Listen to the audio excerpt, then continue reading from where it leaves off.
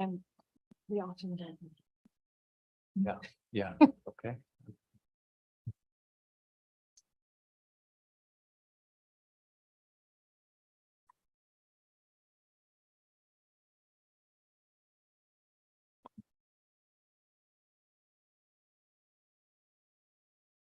We're just going to wait for another minute. And we'll start right on time.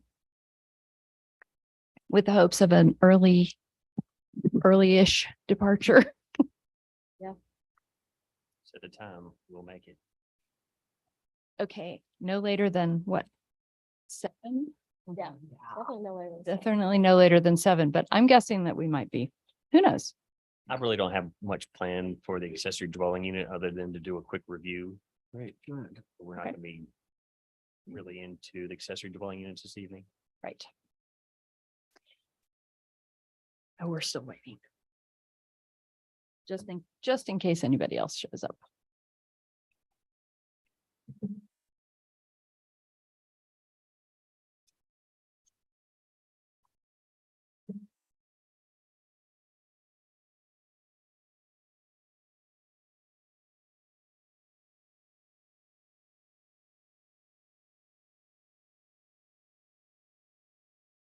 All right, I think we should get started. So I'm going to call to order the August 10th, 2023 meeting of the Lexington Planning Commission. Do I need to gavel us in? Okay, great. So the first item on the agenda is approval of the agenda.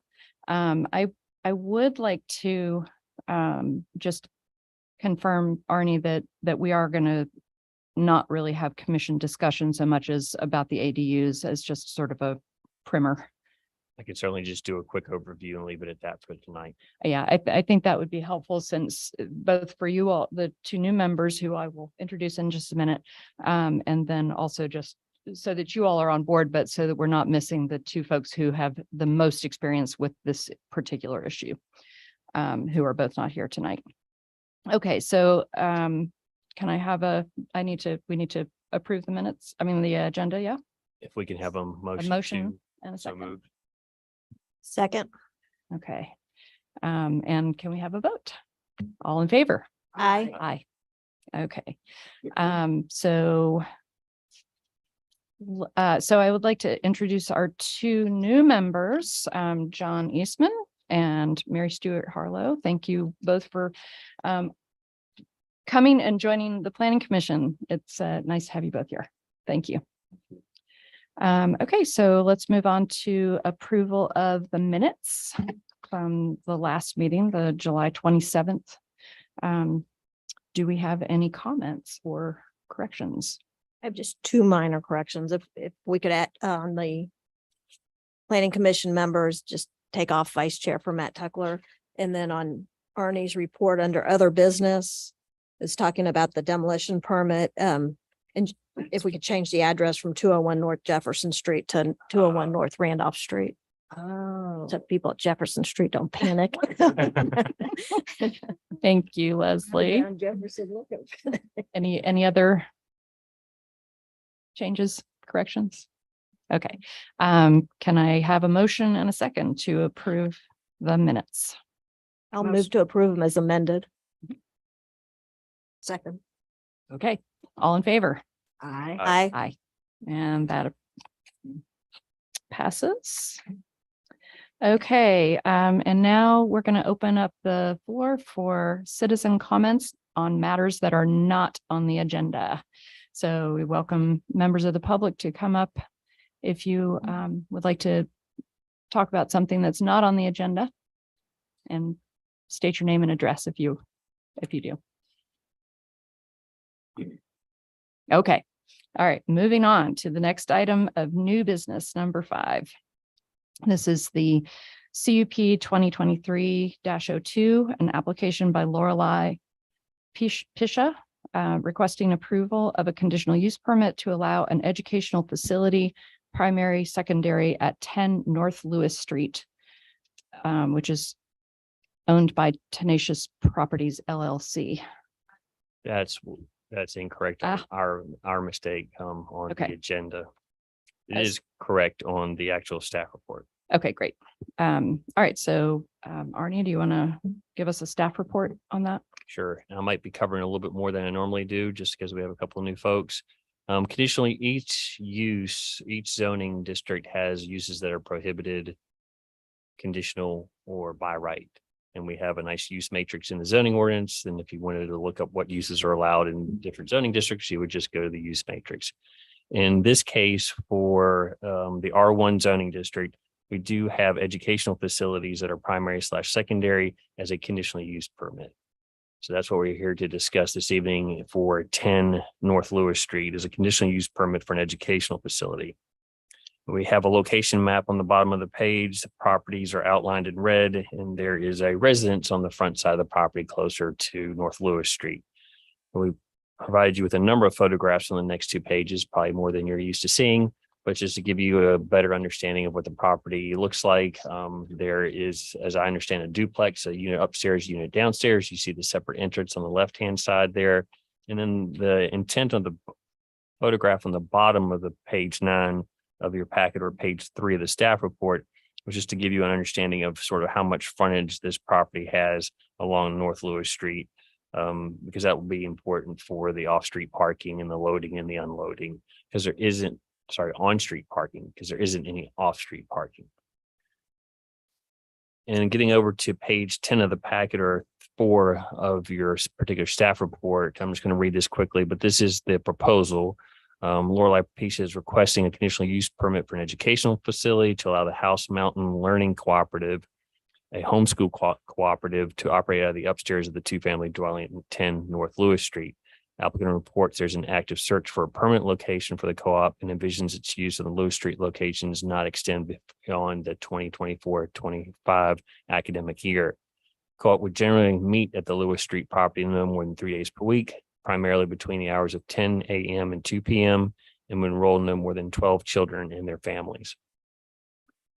The subject parcel fronts on North Lewis Street for a length of 118 feet, and this amount of frontage equates to approximately 5 to 6 on-street parking spaces. Additionally, demand for on-street parking is limited in this block because the adjacent Sigma New property has all of their parking on their site and off the street. So there's not competing uses directly across the street that are also vying for the parking, on-street parking spaces.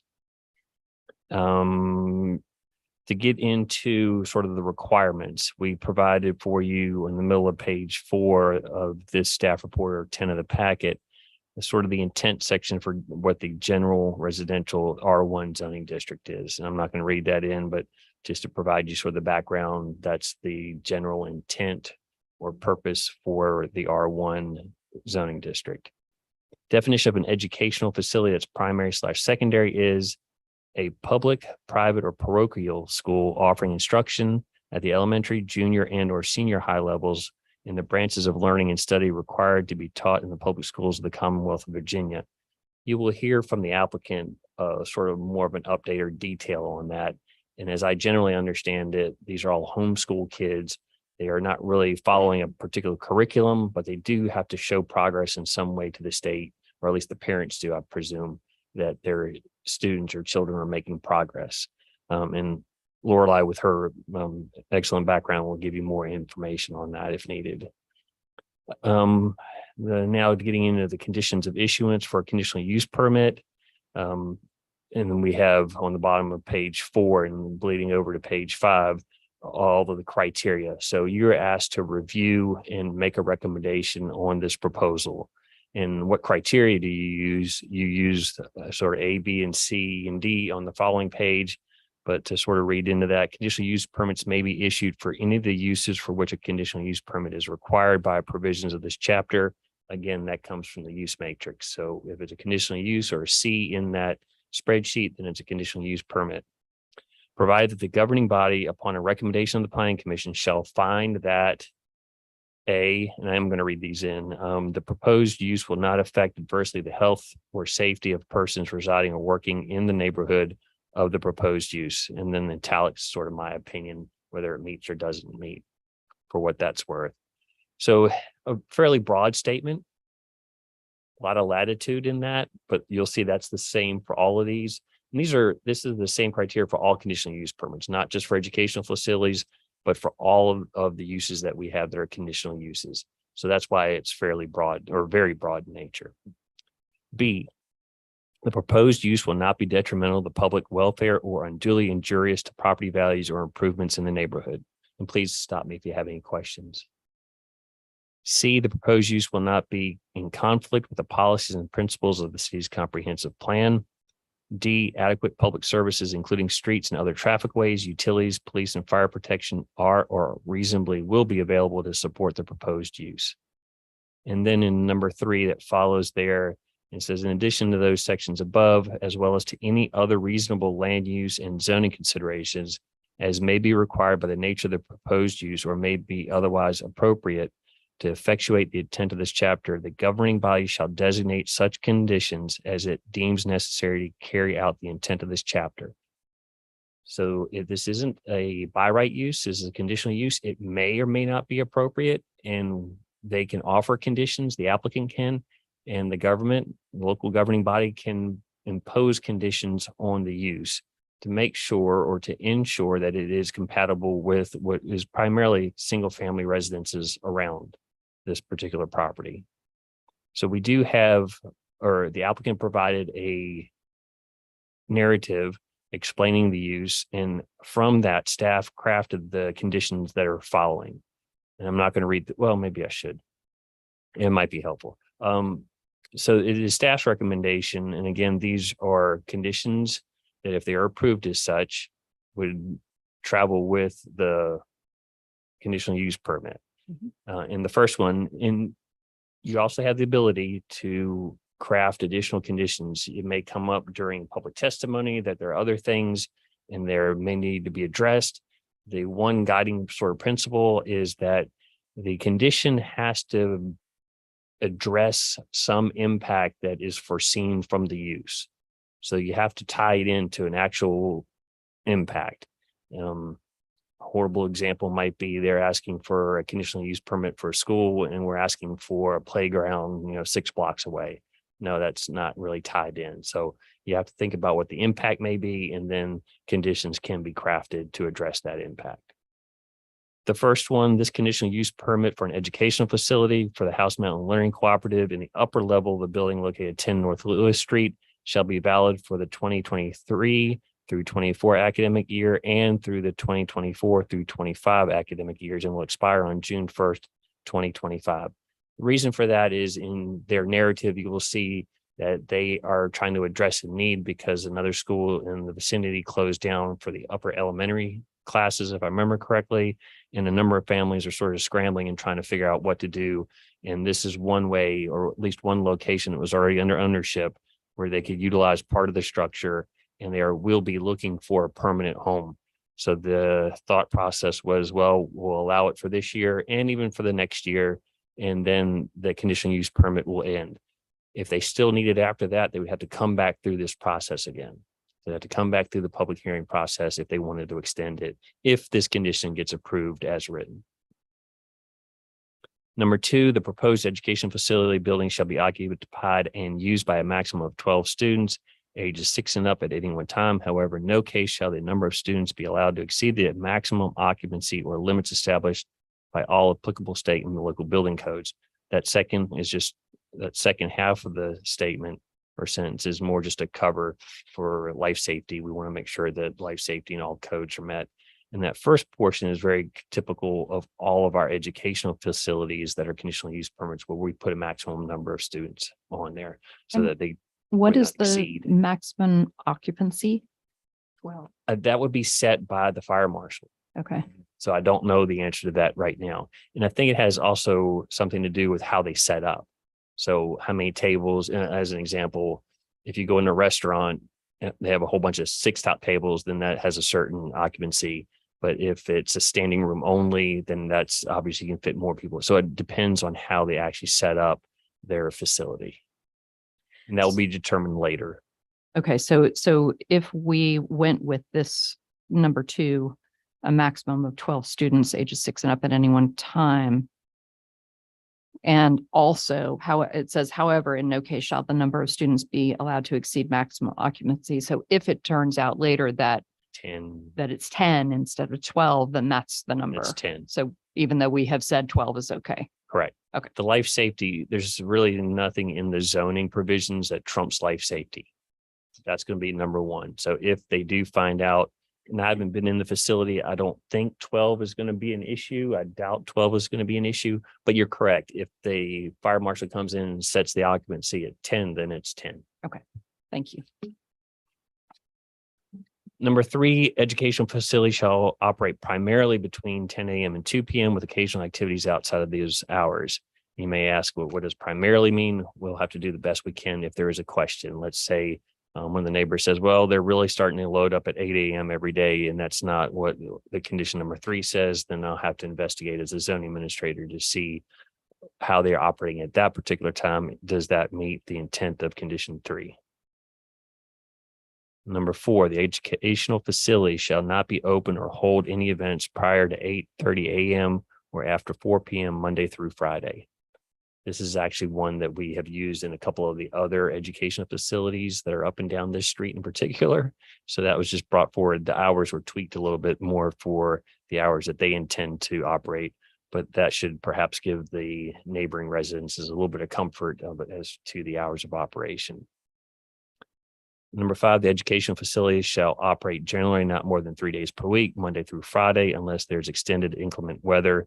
I think you will see in the narrative that they also have some property or access to property in the county where they can spend chunks of their day outside doing different activities. So their intent is really to be here in the North Lewis Street property about 3 days per week, but that can be adjusted a little bit if there is extended inclement weather.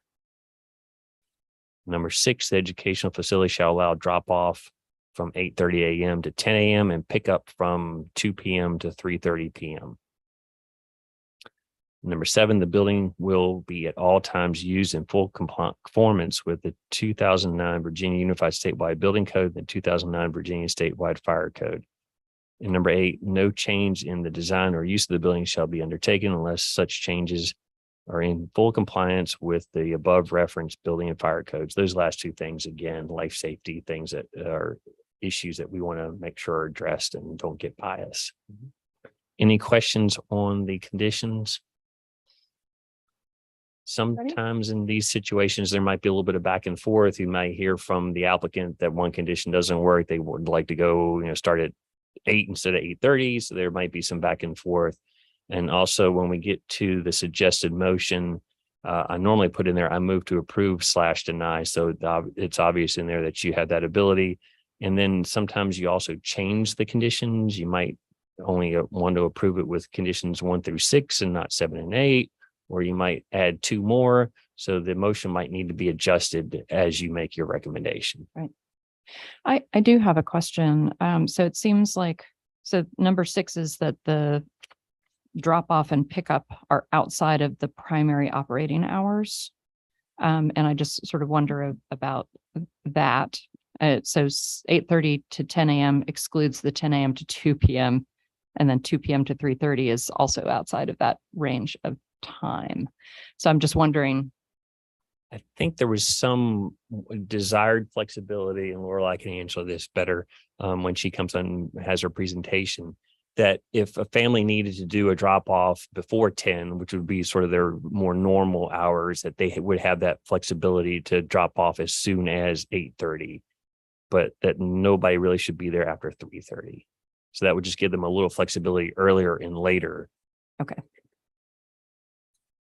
If needed. And also, how many, you said that there are a number of other educational facilities on North Lewis? Well, there's one more now. There's been some changes, but there's only one that currently has a conditional use permit. So if I said plural, that was a mistake. No, I was just curious.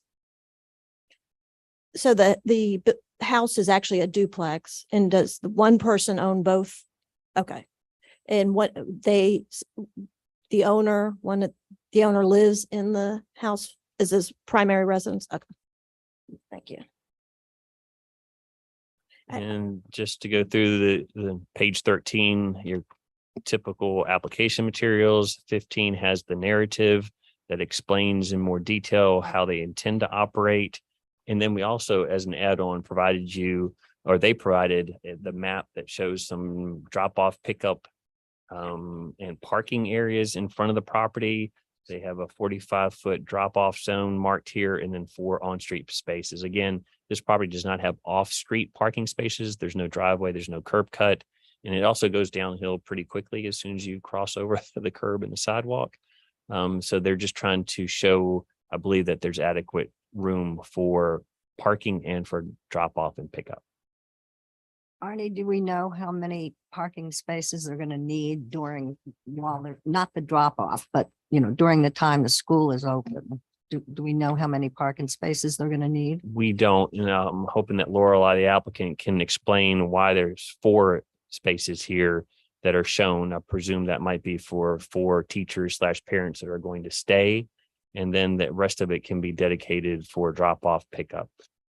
But we don't, so that's, in my opinion, that should be adequate. And we're also, again, very fortunate that there's nothing across the street that's competing for on-street parking, which would make this perhaps a much more difficult review process. Because there's only parking on that one side of the street there, right? It's not marked very well. You would think the other side would be completely painted yellow, but the curb is not completely painted yellow. There's some around the entrance for the driveway for Sigma Nu, and then the rest of it's not, but I would not want to park on both sides of the street along that section. And I'm sorry, did you ask who's living downstairs? Is it the owner? Is it owner occupied downstairs? And it is. Okay, thank you. That's all I have for any comments. Unless you have questions for me, we'll ask the applicant to come up, and she's got a presentation prepared. Can the applicant come up and state your name and address? Yeah. Oh yeah, sure.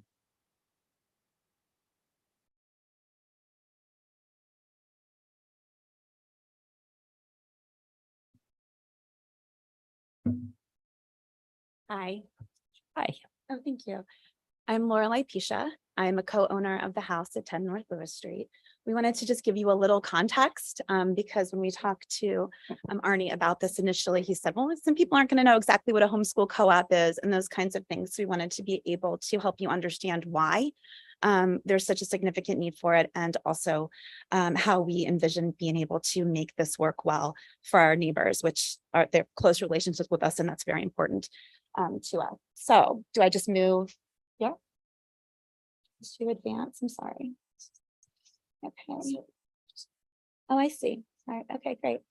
So we just wanted to be able to talk to you about 3 things. So again, why Lewis Street, why this particular location, why we need this homeschool co-op right now, and the logistics of the program that we'd like to make sure you understand that we're trying to keep everybody safe.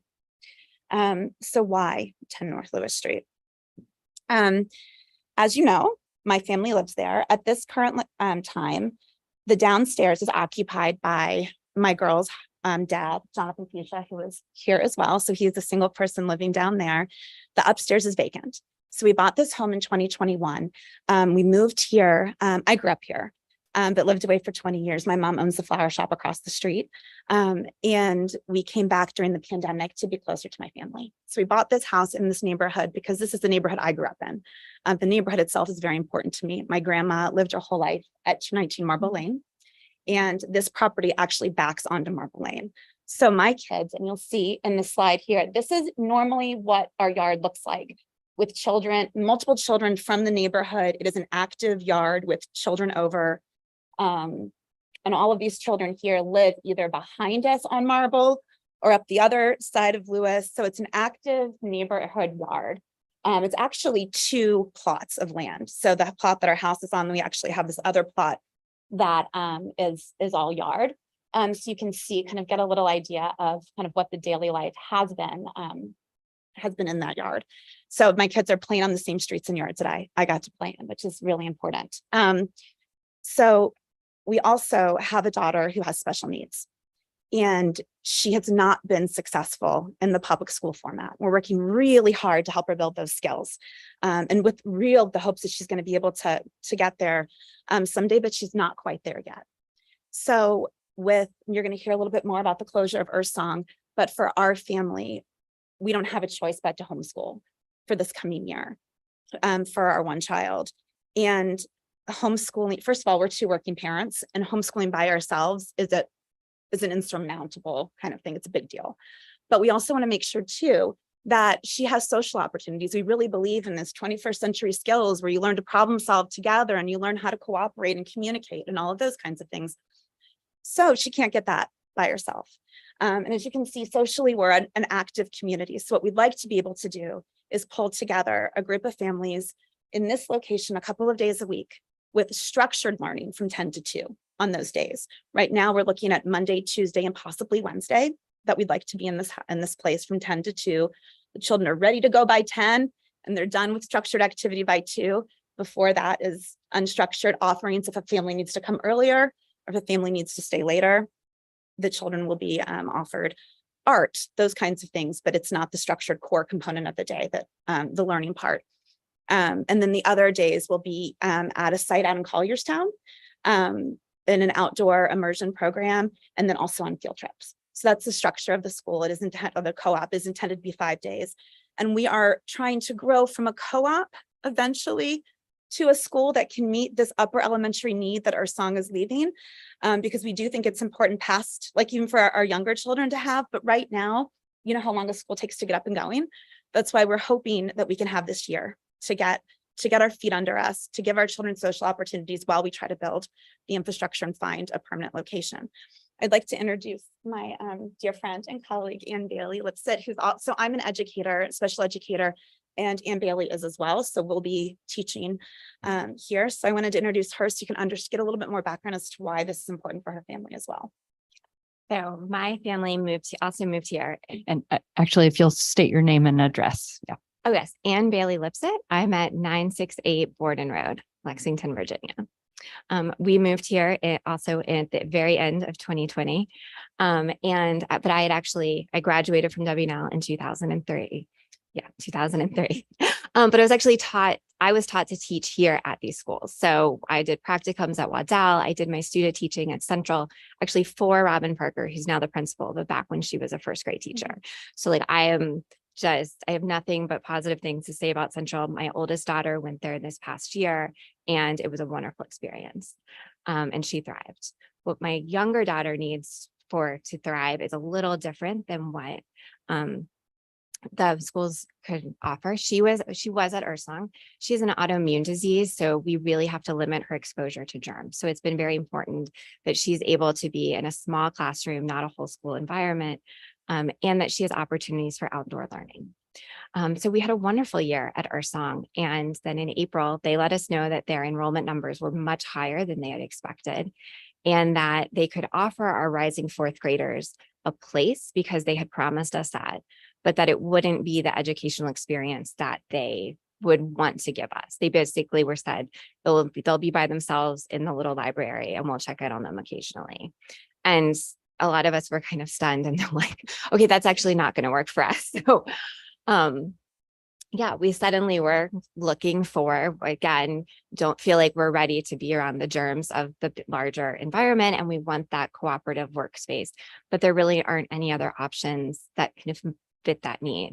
And ironically, there was a group of us that were planning on, knowing that Song would end. We thought we had 2 years to plan for a middle school. And so we had September 2023, we're going to start this process.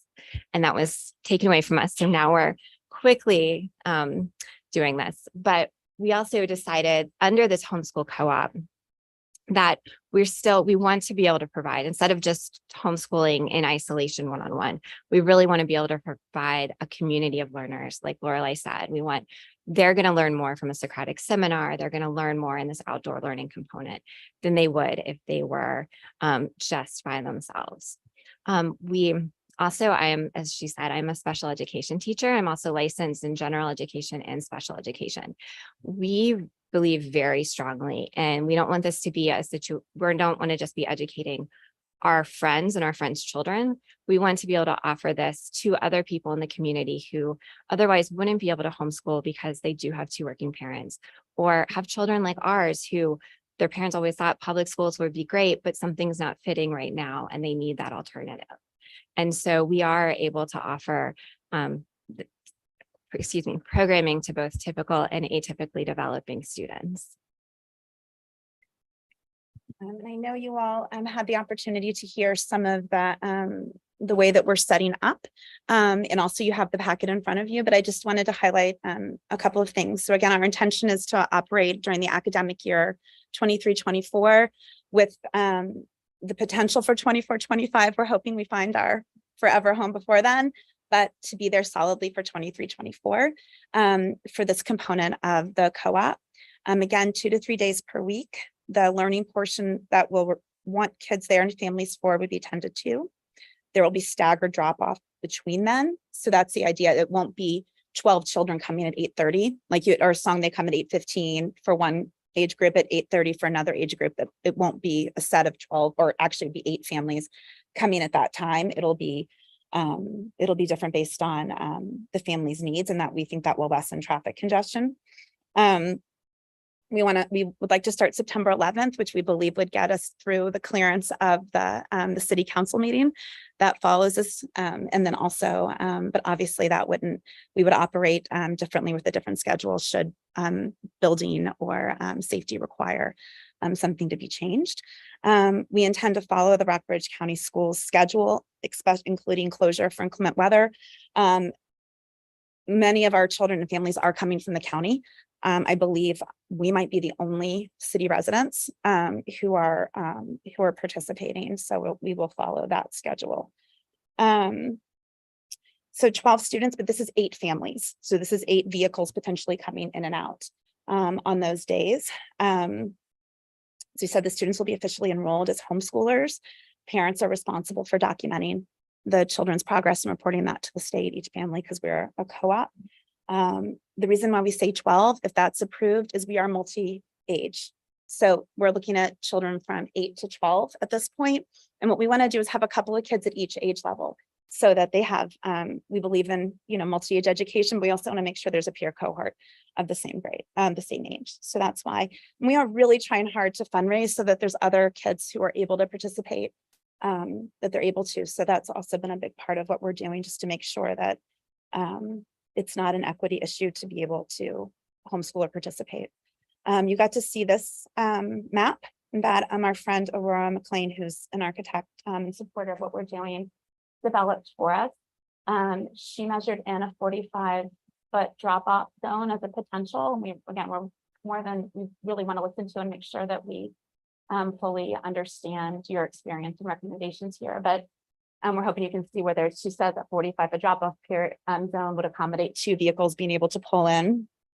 And with the potential then, that would leave the ability for 4 other vehicles to park there. She just put 4, she measured it out vehicle-wise, that's space for 4 vehicles, not necessarily that we would have 4 additional vehicles there.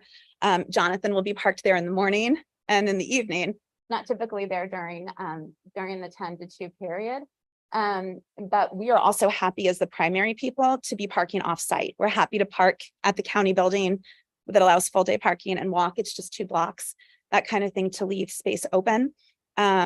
But the parking on the street has become so much more open since we and the house next to us were transformed into family houses rather than student housing. So when we came in and bought the house, there had been 4 students total, I believe, living in our unit. And so that was 4 cars in front of our house. And then the house next to us, which is now a single family, a man and his wife, and they have 2 cars, but that had 5 or 6 students, along with an abandoned vehicle that had been there for years. And then the house that it goes after that is actually a house that's rarely in use. It's owned by people who live in Alexandria City. And so occasionally they come down. So it's there. And then it's friends of ours up there.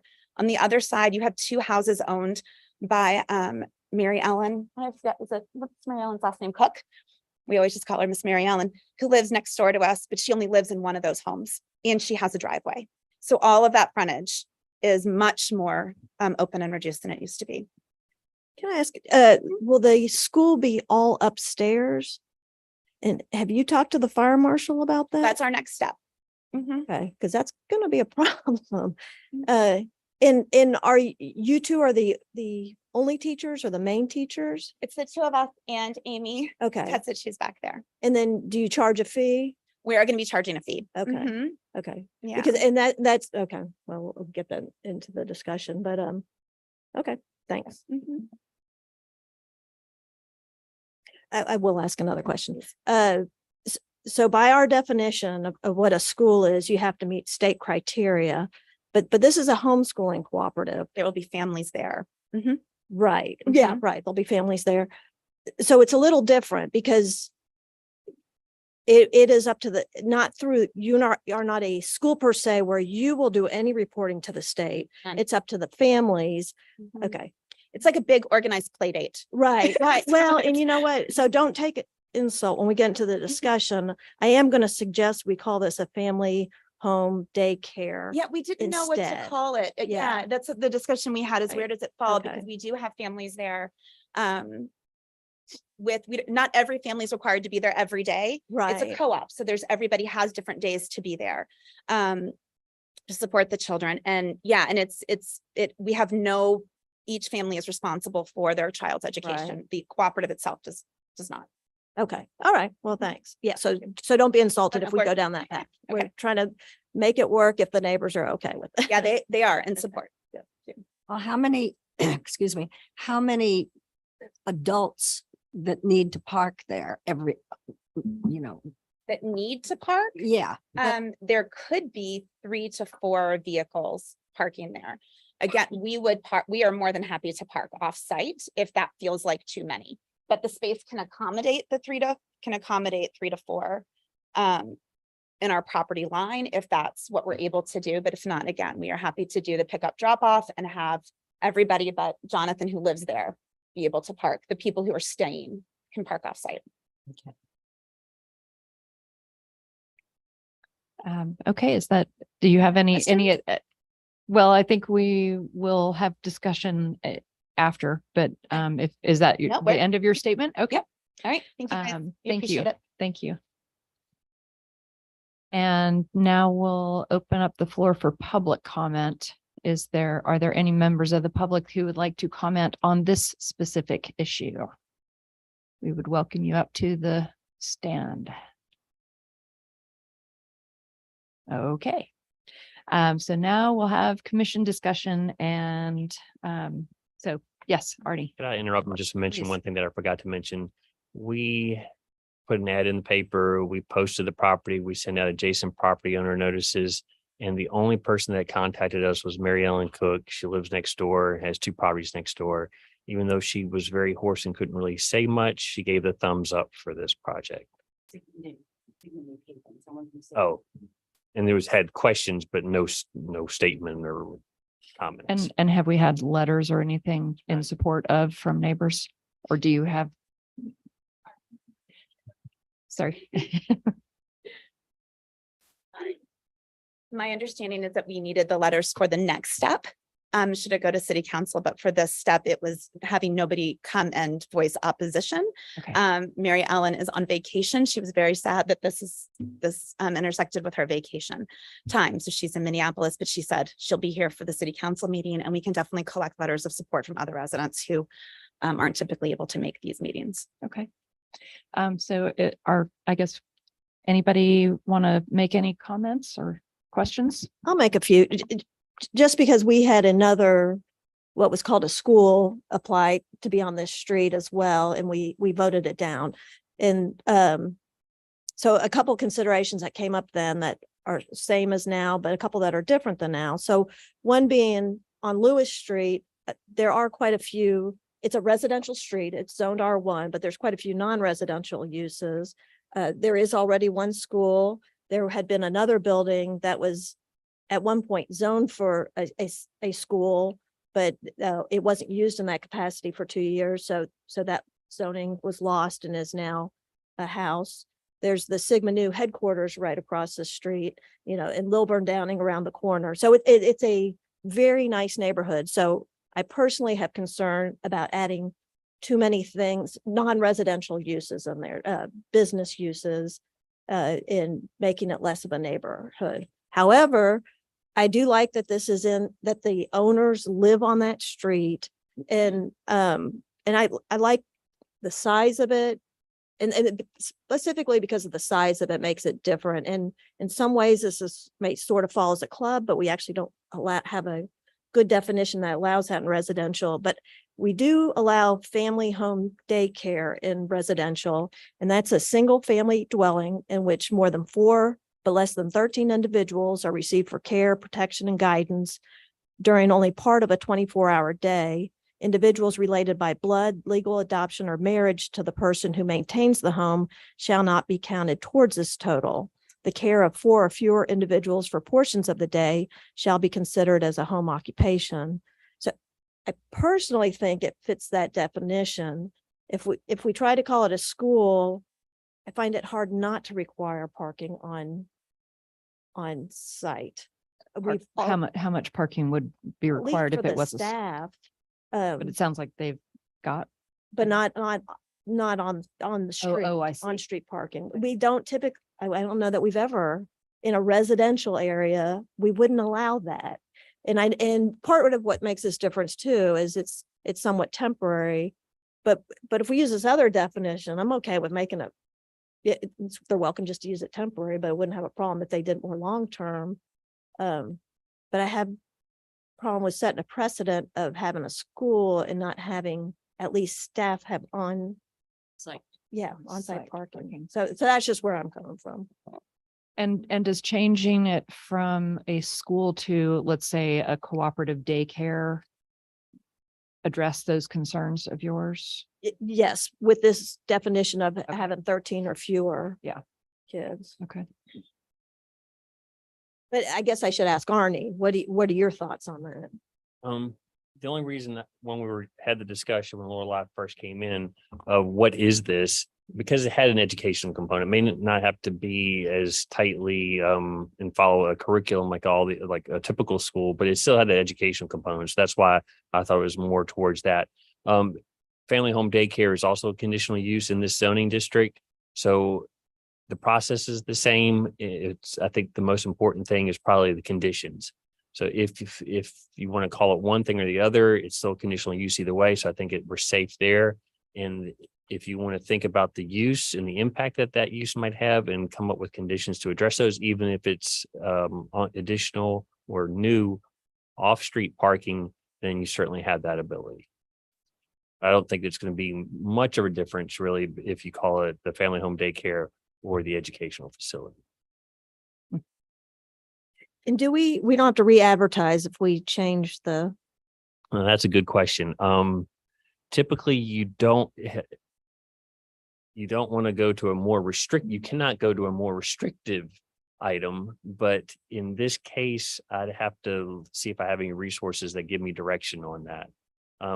We advertise certainly for a conditional use permit for a educational facility, but if the recommendation then comes from planning commission to council that it really fits more into this family home daycare, I'd have to look and maybe even speak with Jeremy to see whether or not if it would have to be re-advertised.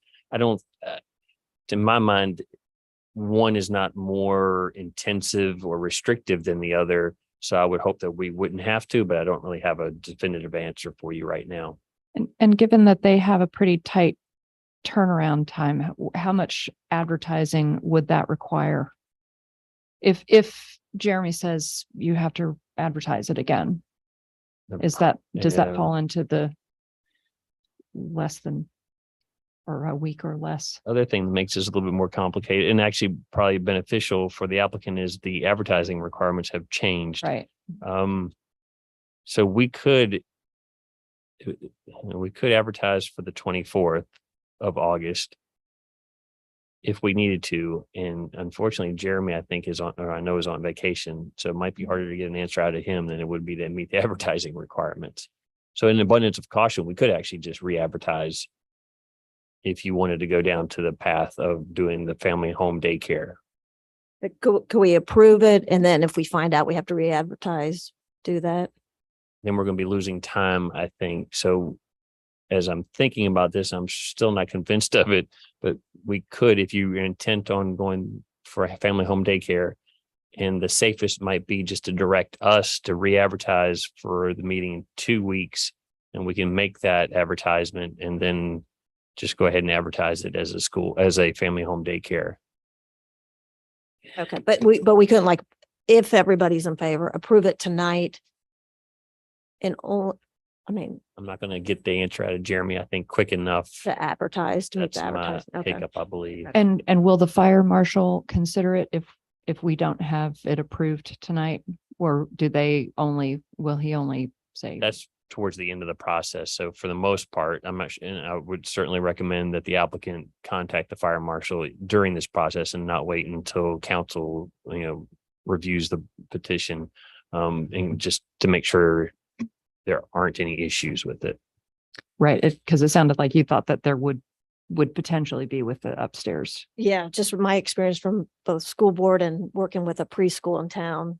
Yeah. So be good to get that settled first. Yeah. Right. And when were they hoping to have this before city council? What was the date? Well, we generally have to advertise that it would be a month after this meeting. So we probably would have been looking at the 7th of September.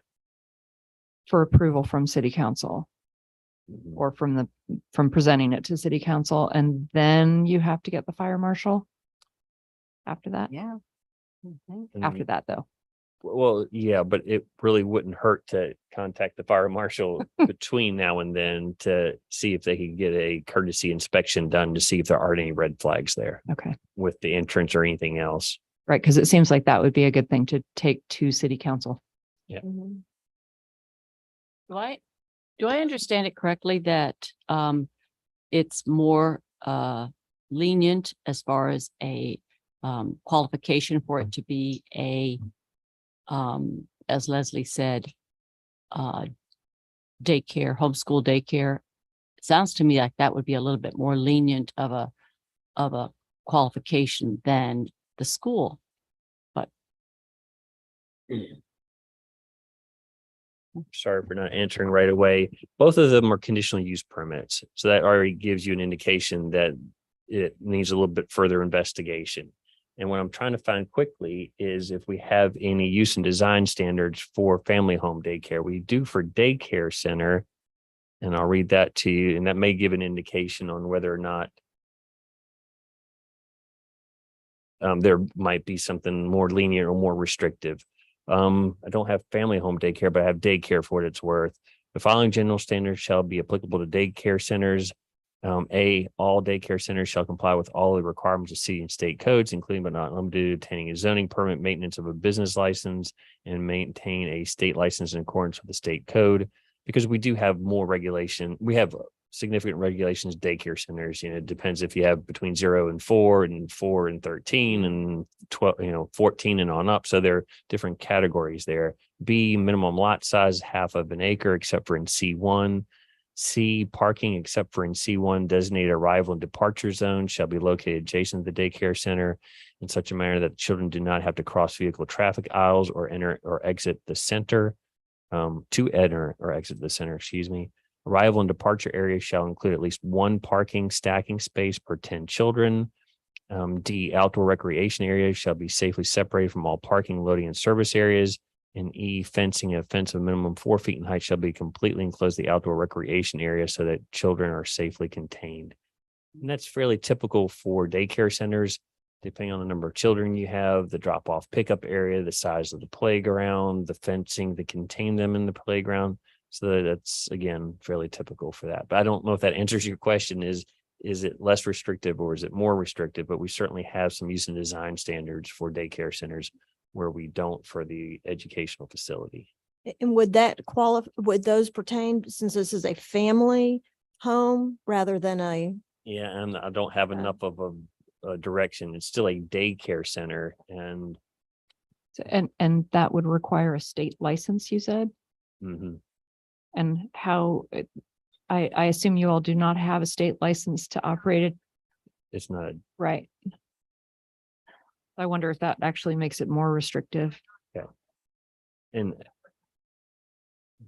the other thing that I can add, we do have a definition of daycare, and that's for 13 or more, where family home daycare is that 4 to 13. So you could read into that the standards that I just read them necessarily into the record or for a daycare center for that 14 or more and would not apply to family home daycare. You could certainly make that Okay. interpretation. So by having just 12, they don't have to have the state license. Is that what I'm hearing you say? Well, that doesn't pertain to planning commission. I mean, that is through the state licensing. Yeah, I'm just, no, We're I'm just calling, asking. we may be calling it that, but that doesn't mean it is a daycare. It's like if we call it a school, I it's see. not really a school. That's a whole nother Okay, process, except that our definition of school does say that it meets the state qualifications for a school, whereas this family home daycare doesn't Does reference not. anything. okay. Just to make sure I understand that, so then if we were to call it a family home daycare, that doesn't then have some sort of legal standing that constrains their actions in any way.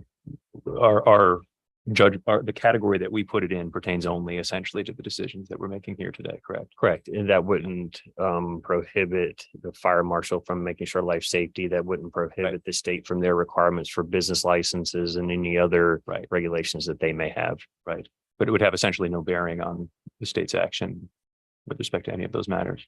Correct. Those are still in play or in place. Thank you. Any other comments or questions, concerns? Simply that what Leslie was saying before about a precedent for a school. If somebody else wanted to put a family daycare on another street, if it follows the same guidelines, that's the only thing I would be wondering about. Setting a precedent, that's all. This may not be helpful, but if it's more of another school that were to come along and it's more of an Earth Song school where there is this curriculum that they're following, then it's fairly clear that it's then an educational facility. We're just now falling into something that where it may be a little bit of this and maybe a little bit of that. But precedent, I would always say that while you like to be consistent in your decision making or recommendations, these are all case by case. And one will not set a precedent where that then binds you in some way in the future. And Leslie, does the fact that they're saying, 2-year limit, do you think that would address some of the concerns that might come up at council? Yes, yes. Yeah, if we are going to stick with calling it a school in the way it's proposed, then I think we have to be very clear about why this is different. And that would be one consideration, is it being temporary. So I'm going to look to you to sort of give us some thoughts about what the appropriate, or the thing that's going to help them with counsel in terms of, is it going to be better to have it be a daycare, given that we don't know how that impacts? That's a good question. I would say, based on the last case where it was being called a school and it didn't meet the criteria for a Right. school, that was an issue. Yeah. And so I worry about that happening again. Okay. So it sounds like you're thinking that it would be better to call it a daycare. I- Even Me, it would, as long as Arnie doesn't see it causing any additional problems. I think that would pretty okay. much alleviate everyone's concerns. And with the conditions already there, we can keep those conditions or slightly and modify them. and when is Jeremy is he on vacation now? Yes. And do you know when he gets back? No, actually, I don't. I presume it's for a week, but I really don't know the answer to that. Okay. So, I would recommend, if you prefer that it is a family home daycare, we can turn around and advertise next week and just go ahead and hold another public hearing in 2 weeks' time. And luckily, this revision in the state advertising requirements allows us to do that. Mhm. And that way we can just go ahead and call it a family home daycare and re-advertise, hold this public hearing again, as we did tonight, in 2 weeks' time, and then make a recommendation at that point, if that's what your preference is. What are you all thinking? That would be my preference.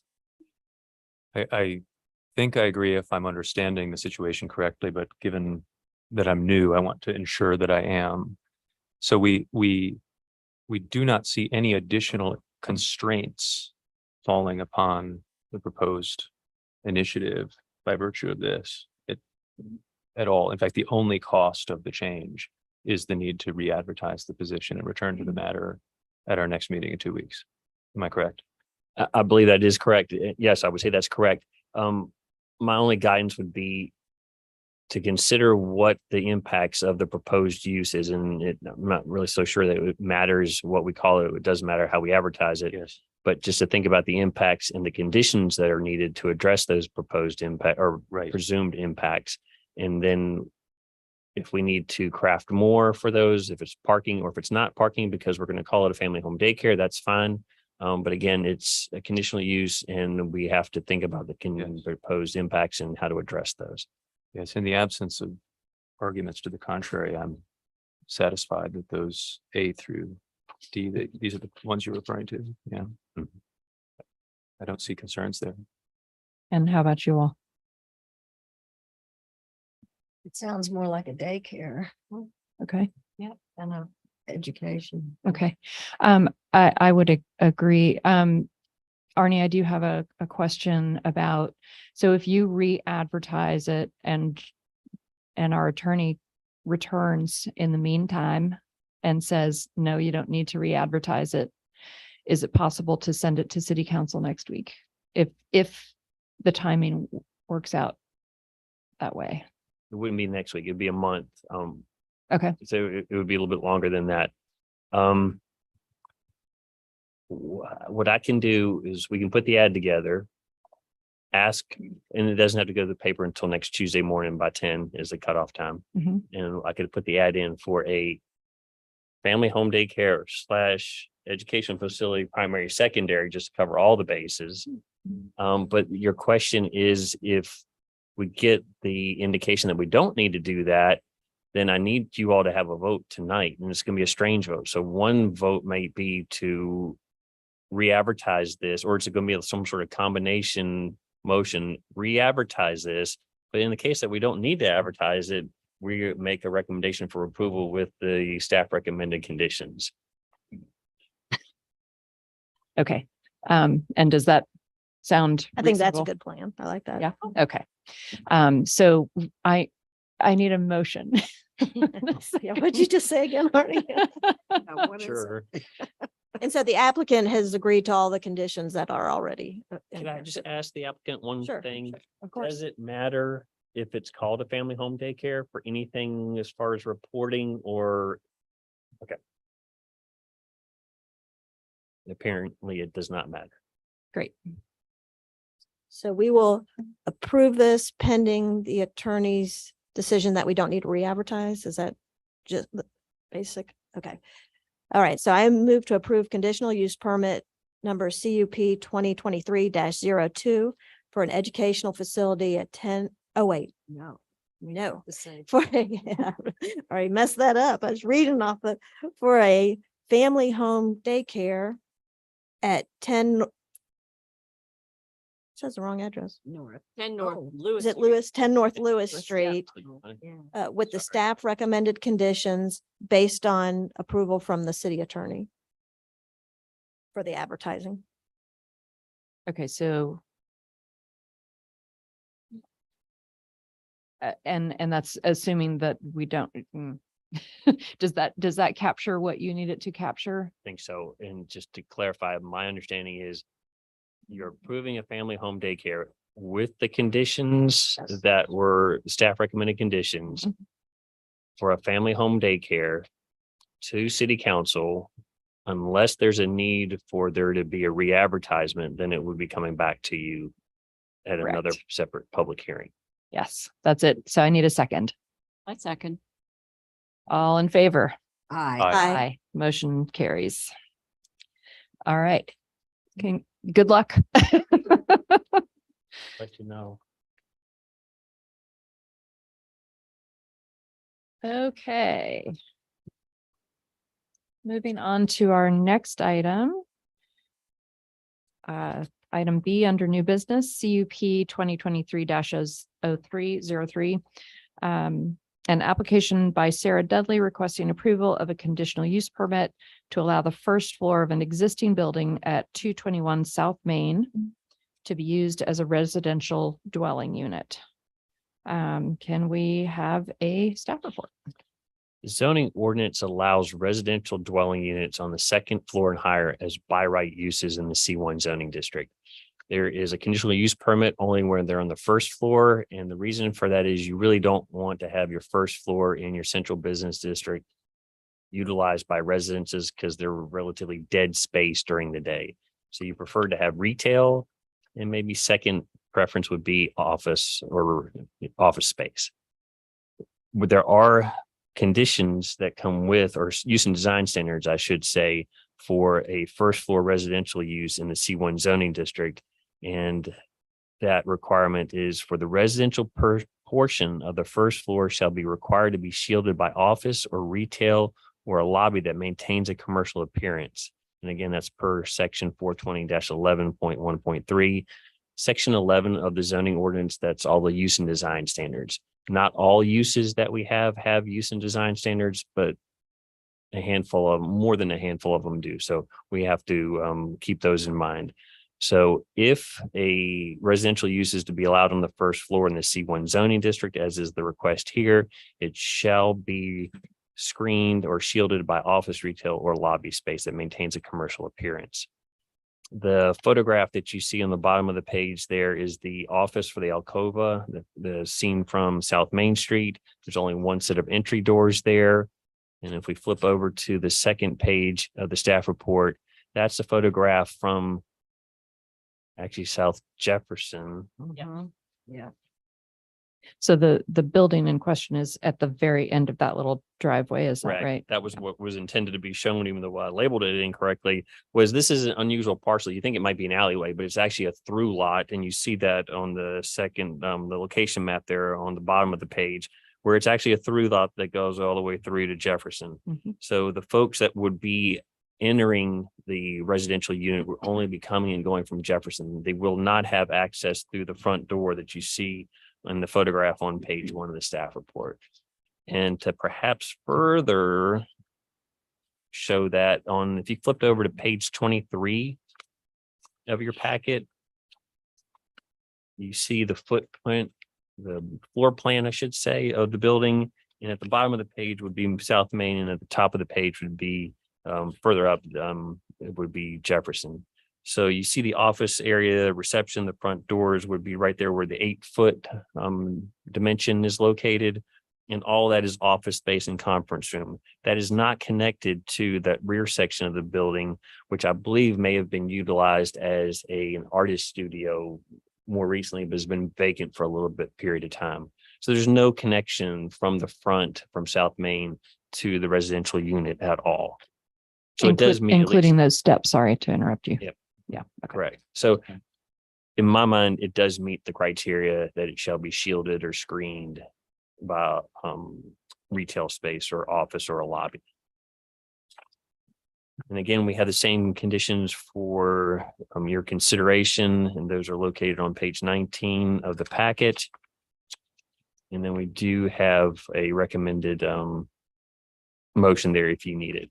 Happy to answer any questions. I assume the new space will have a full bathroom in it. Is that separate from office? Or yeah, why don't you come on up and state your name and address, please? My name is Sarah Dudley, and I own the building that we're talking about.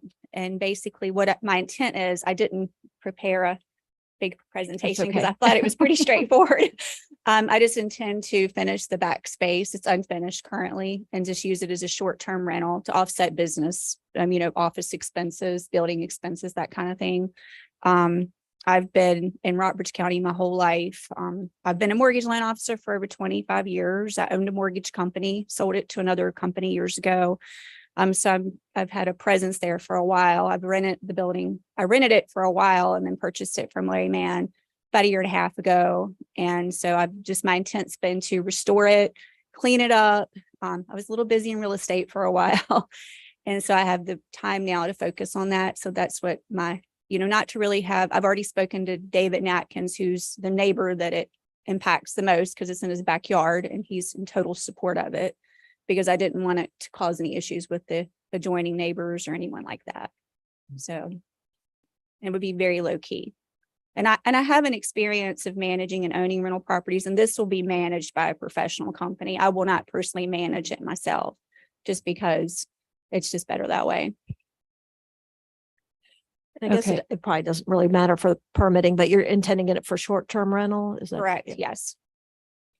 Type like an Airbnb type thing. It'll have a kitchenette. I'm sorry, it'll have a bedroom, and it'll probably sleep 2 or 3 people at the most. It's a small space, but it has a lot of potential. And I actually had the fire marshal came by my office, and I spoke with him. And I'm willing to, I'm going to hire an architect so that it meets all the codes and things like that that's required.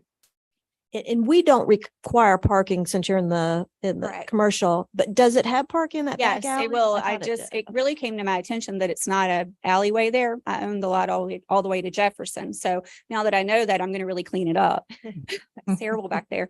And so basically what I intend to do is it actually has a basement. And so Jeff and Todd Shoemate rent the basement area. They've rented it for probably 40 years or something. And so I do not intend to move them out. They'll still stay there, and so will Alcova. And then the intent is just to rent that space out, just, weekends or something like that. And are Airbnbs allowed in Lexington? With very few, you have to register and all that, but very few rules in the commercial district. I so. see. Okay. Apparently there's a need for it, especially, we deal with it in real estate a lot and Gladys can answer this too, where people are trying to relocate. They don't have anywhere to stay. This is would be a great place for things like that. So, just would be things like that it would be used for. So at this point, we have public comment. Is that right? Unless you. I have a really quick I question. mean, Unless we're going to anyone come. Does anyone have any I questions? do. Sure. I have another question, Sarah. Sure. So on that one photograph showing the access from Jefferson, Correct. there's not a ton of room for, from what I can tell from a car pulling in there and turning around. What's the plan for that? Or is there room? I to really turn haven't around? made a plan for that. because technically I don't think I have to Oh, provide the okay. parking, Okay. but what I intend to do is clean that up and do some more with the driveway there and clean the back of the area up more. And I've talked to contractors and things like that. I just haven't moved forward with it until we got past this point. And how wide is the lot? I actually didn't even look that up. I could get that for everyone. But Looks I like know it's that the at least shoemates, 25 right feet. now, essentially, if you pull in, but there are 2 houses, you pull in and then it widens. And so the shoemates, typically they have their 2 vehicles back there. And then they have a utility trailer. They also park on the other side, which will be moved when I finish the space, but it's directly behind the building. So there's parking for 2 or 3 vehicles once the space widens. Yeah, it doesn't look like it when you first go in, but when you're back there, it is. Yeah. And it'll be better too when we clean it up. Any other questions? Okay, thank you. Okay. And now we'll open for public comment if there's any member of the public who would like to come up about this issue. Okay, close the public comment. All right, any discussion amongst council? Just the regular question. Did anyone comment to you on this? Well, I'm glad that you mentioned the attorney, because I'd forgotten that he had called and just had a question on what was being proposed. And I'll answer those questions, and there wasn't a comment in favor or against. It was just more an inquiry. David Nack, Yes. That was it as far as comments or inquiries. Does this, okay. Go ahead. I'm one for precedences and, or avoiding precedences, I guess. And you already spoke to, you can't avoid every precedent, but, I know there's several, commercial properties downtown right now where, I can see somebody wanting to put something in other than commercial retail space or that sort of thing. For example, the place that used to be the Grand Piano. And I know that, anyway, does something like this have an impact on future applications for? I don't think so. Again, I like to sort of counsel or guide you that each of these would be a case by case basis. Okay. If the question, I'm not sure this is the question, but if the question is if they come in and ask for first floor residential use at the Grands building, what you're asked to do tonight, does that have any impact on the decision that you would be asked to make in the future on the Grands building? And the answer is no. Okay. You still have the guidance of anything on the first floor shall be screened by office, retail, or a lobby space. So that would still be consistent because that's your use and design standard. But no, you're not setting a precedent that you would bind you in any way for that future decision if it were to be made. Okay. But I will say that is a very good point to consider. And had this space was unfinished right now, and that, to me, that was a big consideration, because if it was taking some of that office space and converting it to residential, I would not be in favor of that, to lose any more. Not necessarily right at the frontage of your building, but to lose any retail office space downtown. I think that's a big concern. But since this is kind of an underused building and it will be improved because it's not finished space right now, I don't have that concern. But I think your point is very valid. And I is, think also that it has parking. It's not going to take any Mhm. street parking, and that's a big consideration. and isn't an Airbnb considered a business anyway? Is there not a, It is, but it gets into what Arnie was saying. You don't have sort of an energized space that Sure. draws people in. Yeah. So you kind of want to limit your residential, including Airbnb, to the upper floors. Sure. But since this is in the back and not taken away from commercial space. This might be a good example of sometimes you have to go through the comprehensive plan and see where it says, and I'm paraphrasing because I can't remember what section exactly, but to put in the downtown, you want to protect your commercial spaces. So sometimes you'll be reaching back for sections of the comprehensive plan just to sort of help you guide your decision making.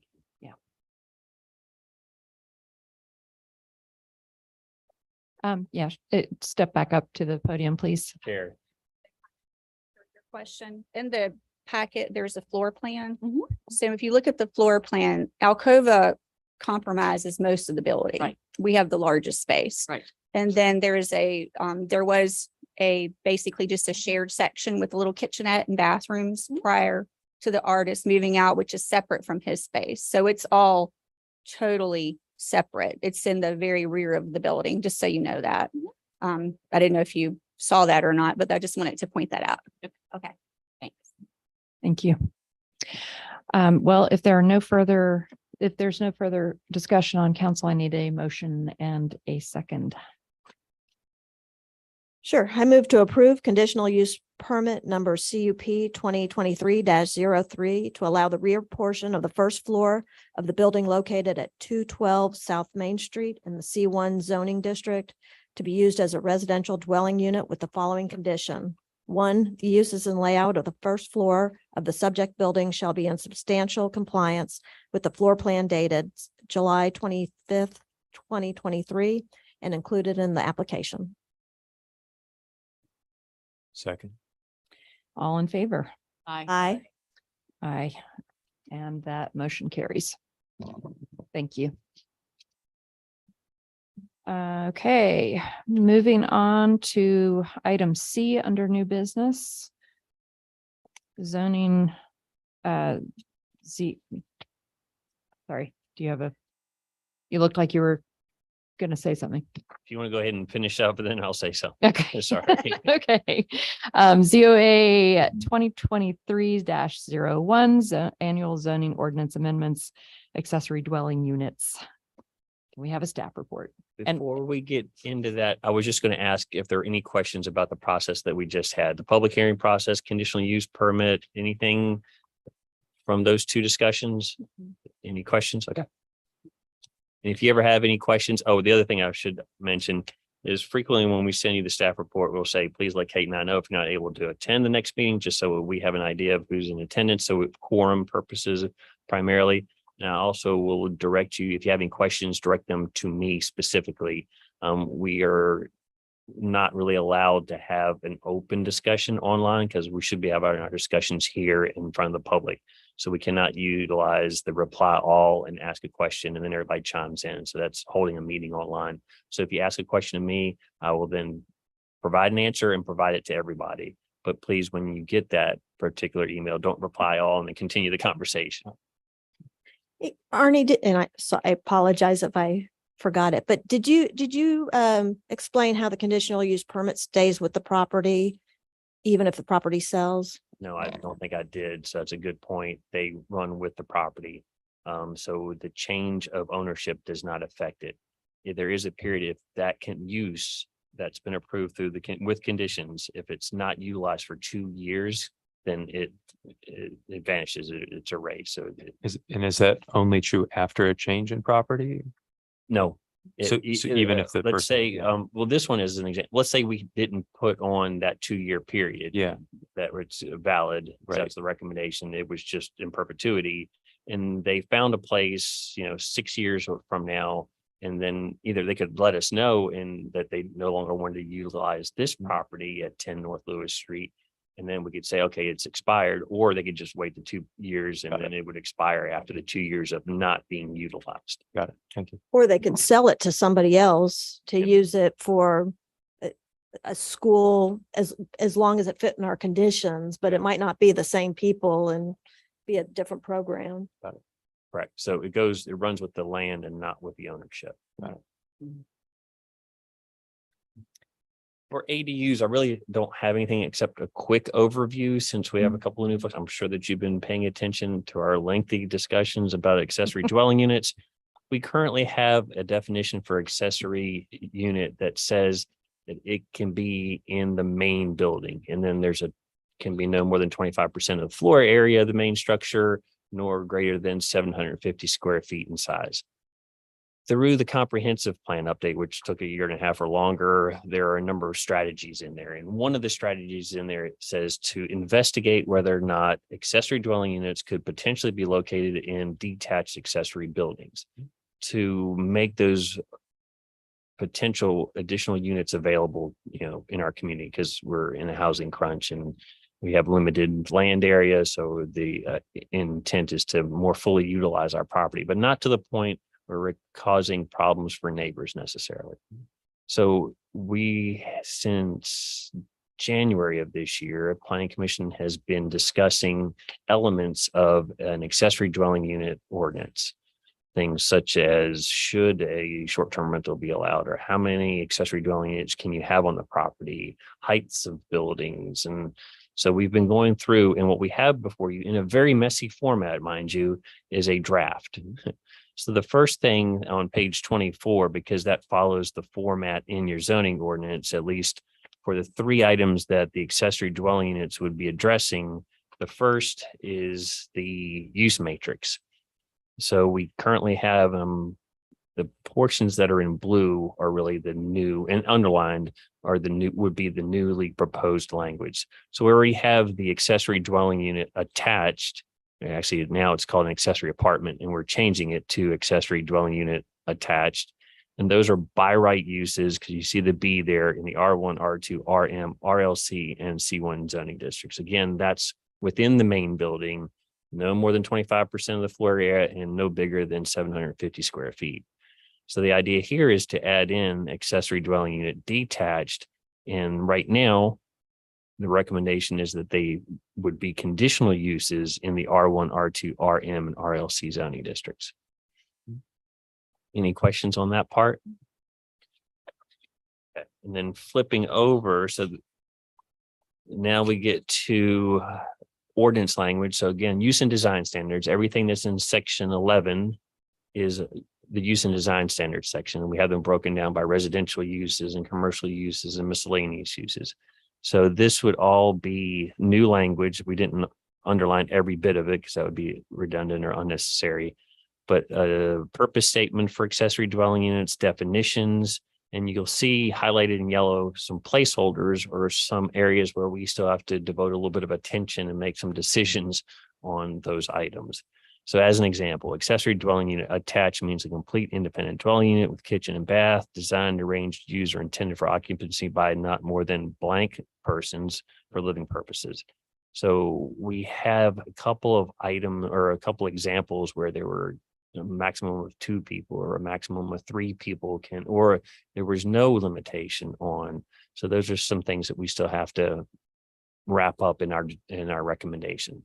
So this would be a recommendation ultimately. Well, what we're trying to get to is a draft that we're comfortable for advertising for public hearings.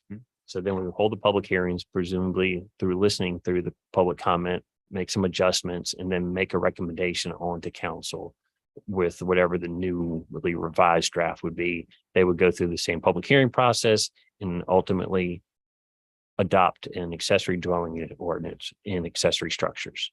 So that's the process. So we're still working towards having a draft that we feel comfortable enough with. We're going out for public comment through the public hearing process.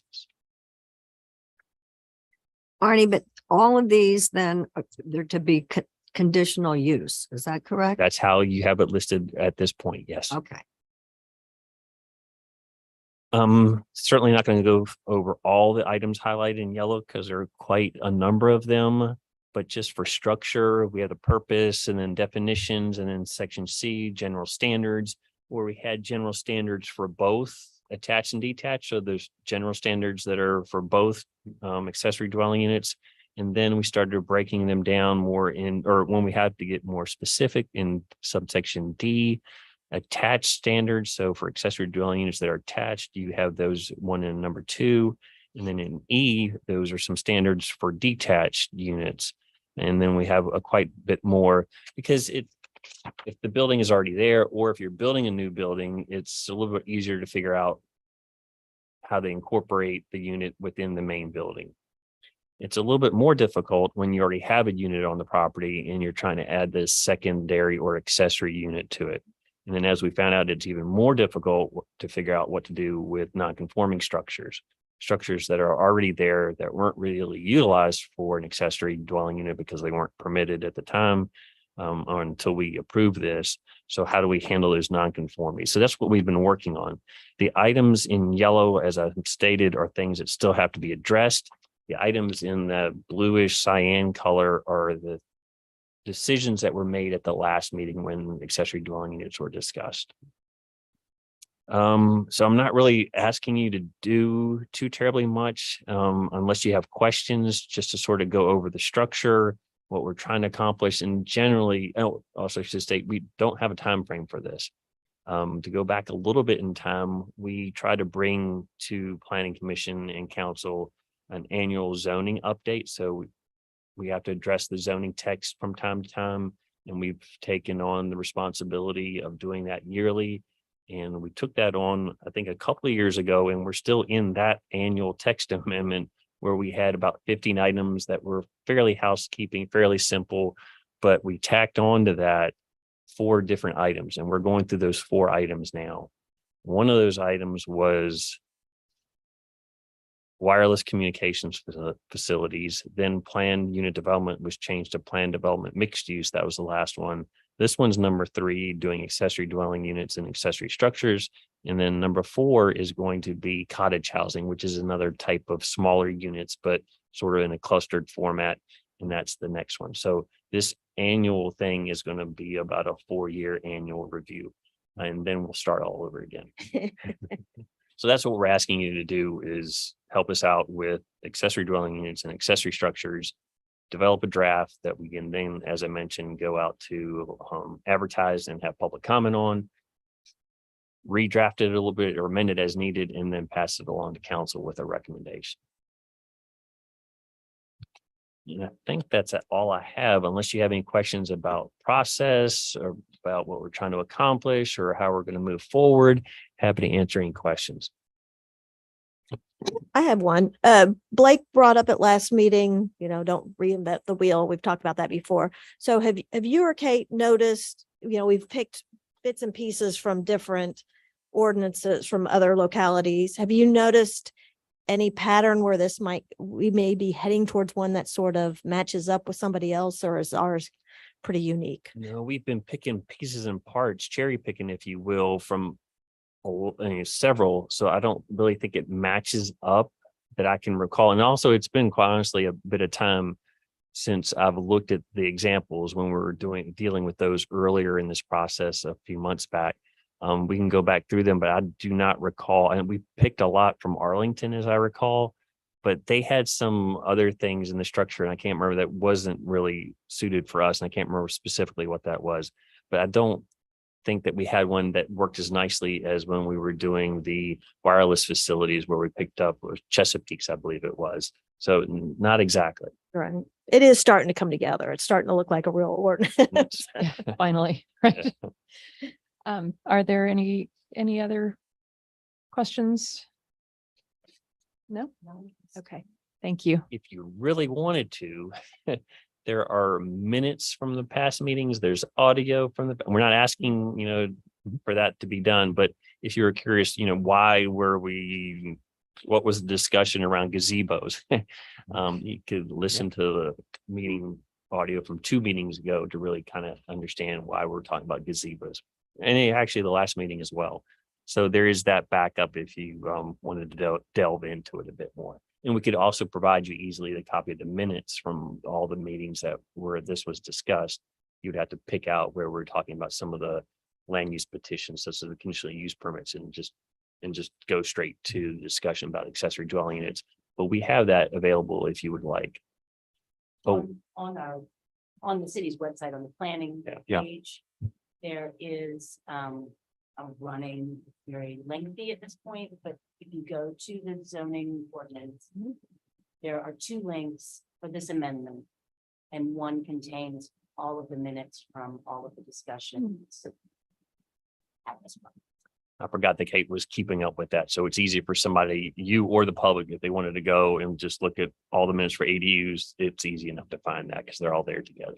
The minutes are much better than the actual meeting because Kate does an excellent job of summarizing. It's like being there, but not as long. Right. Okay, well, I would definitely recommend to our 2 new members to take a good look through these, the ADU, the draft.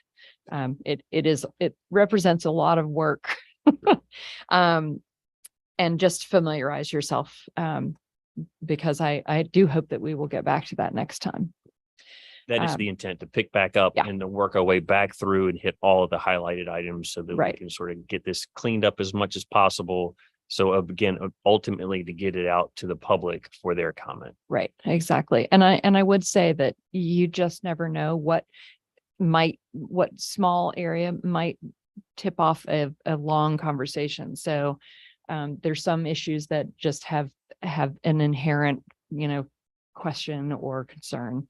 And so I would say, feel comfortable talking about the things that you are concerned about. Okay, do we have any public comment on the ADUs?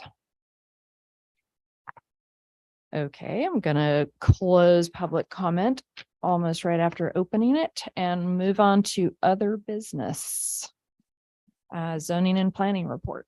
I do not have a zoning and planning report this evening. Okay. And how about for the key annual PC milestones? Do we have any reports on any of those items? Or maybe you could explain briefly what those are to our new members. Prior administration requested that we keep these included on the agenda or on their agendas so that we would remember them and not just have some of these projects that the planning commission had brought forward so that we wouldn't lose sight of them. And some of them were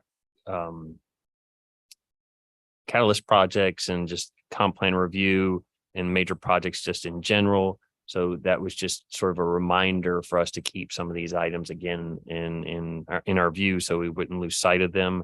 Major projects, as an example, if I knew that the Williams School expansion building was coming down the way and that you would be having a site plan review, I would make you aware of that. Of course, we just did that and I just wrote Leslie's city council report, but just to make you aware of things that were coming down the way as an example there, but I have nothing to report on any of those. Okay. Do you want to give a quick update on 201 Randolph, North Randolph? Yeah, 201 Randolph or whatever street, we actually had it on. That went in front of the, back up a little bit in the sense that after city council received a petition with a number of signatures, maybe 100 signatures or more, that the community in the Green Hill, Diamond Hill and extended community wanted something done about the burnt out structure at 201 North Randolph Street that had been that way since February of 2016, if I remember correctly. City manager then asked our building official to see if there was any enforcement proceedings that could be done there. And the building official sent a letter to the property owner giving her 60 days to make a decision, either to pursue a path of fixing the building or pursue a path for demolition. And her choice at the 60th day was to submit an application to the Architectural Review Board because it is in a historic district. It's in a residential historic district. We have the downtown historic district. We also have 2 residential districts flanking downtown proper, and it's in one of those residential districts.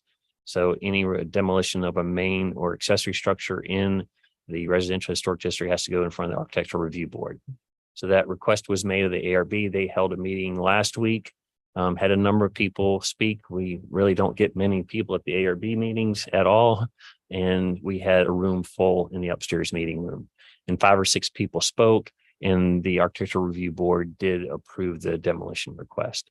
And then we followed up the next day with a letter to the property owner, setting out some timeframes or expectations of when that demolition can occur. So we're hoping that a relatively reasonable timeframe can be adhered to.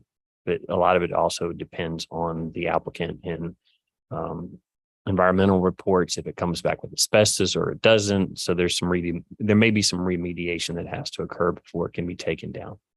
Would that also apply to lead paint? I don't know. I'm not as up to date on the lead paint standards. I do not know how you could remediate the lead paint. In the ground, I would hope you would be able to, because you don't want the lead paint to just become part of the soil. That right. I'm 100% sure that asbestos would have to be remediated. Yeah. And then there's a clean environmental report. So a demolition permit cannot be issued until a clean environmental report is provided to the building official. And in some cases, it'll say that there was sampling done and there was no asbestos. And I'm not sure if it says anything about lead paint, honestly. And then if a remediation is needed, then what day it was done and how it was done, and that the building is now remediated and there's no more asbestos. But I just, on a building that age with, it has to have, so I don't believe it has to be remediated to the level that asbestos does. So I'm wondering less about remediating it before you pull it down than remediating the soil after you pull it down. I don't know enough about how much do you have to test that, or do you have to scoop out a certain amount that I'm not as certain about. And is Don't know that the something that would details. be dictated by whom or by what? That's it would be a state requirement. So Okay. part of that environmental report that would have to be submitted to Steve Palk, our building official. He cannot issue that demo permit until that gets done. But I do not believe if the next question is there testing after the fact? They scoop everything up, and does anybody go after into the soil and test for lead paint? I don't believe so. So that would sort of fall onto the next owners or the. Yeah. I don't believe that's a state requirement. Yeah. I'll put it that way. Gotcha. Do you know, Arnie, how many, once that's building is removed, the size of that lot, do you know how many homes could be built on it? Or There are two lots there. It's really difficult to tell. There's a smaller lot that faces Cincinnati Lane. But there are two R1 zone parcels there, and in an R1 zoning district, you can put a two-family dwelling on it. So they could either put a two-family dwelling on the large parcel and a two-family dwelling on the small parcel, or come in and maybe even up the property so that two equally sized parcels, but again, with a two-family dwelling on each. So 40 units is really the most the current zoning allows. that would satisfy, and that's an area with, the smaller homes around it, and that would provide perhaps for low income type homes, which seem to be needed. And there's also the possibility of cottage housing, but we still have to get through the ordinance for that. Quick. What, do we have anything coming up at our next meeting that you know of yet? Or will we focus on the ADUs mostly? Accessory dwelling units, and I do not recall any applications for you all that have come in. So with a little luck, we can actually get through ADUs. All right.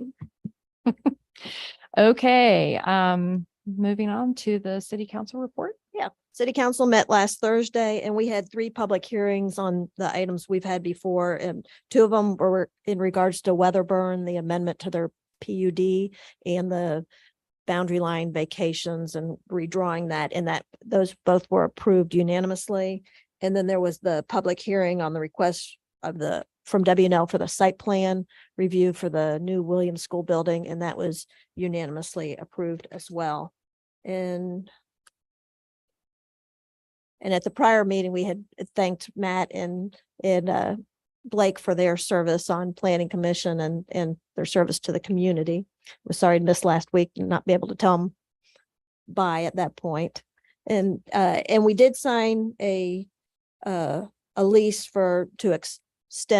extended the lease for the Rockbridge Aquatic Center, the indoor bubble pool with forced swimming.